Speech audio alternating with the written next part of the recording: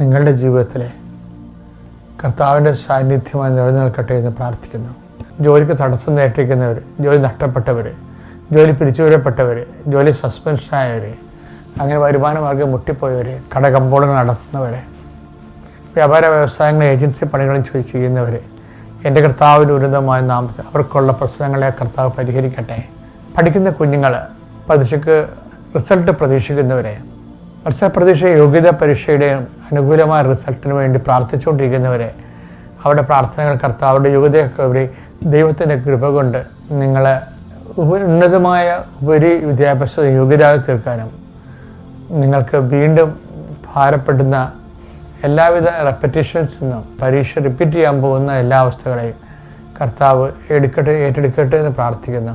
കർത്താവ് നിന്നെ സഹായിക്കട്ടെ. നിനക്കൊരു സഹായം വേണമെന്ന് ആവശ്യമുള്ള നിമിഷങ്ങളിൽ മാതാവിൻ്റെ പ്രത്യേക സാന്നിധ്യത്തിൽ നിന്നെ ഞാൻ ഫലമേൽപ്പിക്കുന്നു. അത് ഏത് മേഖലയിലായാലും, ജീവിതത്തിൻ്റെ ഏത് മേഖലയിലായാലും നീ പെട്ടിരിക്കുന്ന വിഷയങ്ങൾ, തകർന്നുപോയ ബന്ധങ്ങളാകാം, സങ്കടപ്പെടുന്ന രീതിയിൽ ഉള്ള വഞ്ചനയാകാം, ഒഴിവാക്കലുകളാകാം, എന്താണ് നീ അനുഭവിക്കുന്ന മനോദുഃഖങ്ങൾ, അതിൻ്റെ മേൽ കർത്താവിൻ്റെ ചൈതന്യം ഇറങ്ങി വസിക്കുകയും കർത്താവിനെ സന്ധിക്കുകയും ചെയ്യട്ടെ.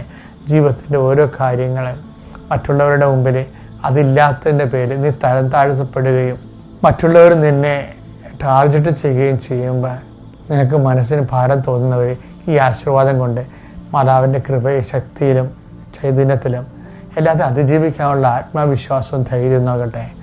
ആരെയും മനസ്സിൽ ഓർത്ത് വിഷമിക്കാതെ ദൈവത്തെ ഓർത്തുകൊണ്ട് ദൈവത്തിൻ്റെ വചനങ്ങൾ വേരൂന്നിക്കൊണ്ട് ജീവിക്കാൻ നിനക്ക് പ്രത്യേകമായ ദൈവവിശ്വാസവും പ്രത്യേകമായ ദൈവസ്നേഹവും കർത്താവ് നിനക്ക് നൽകട്ടെ.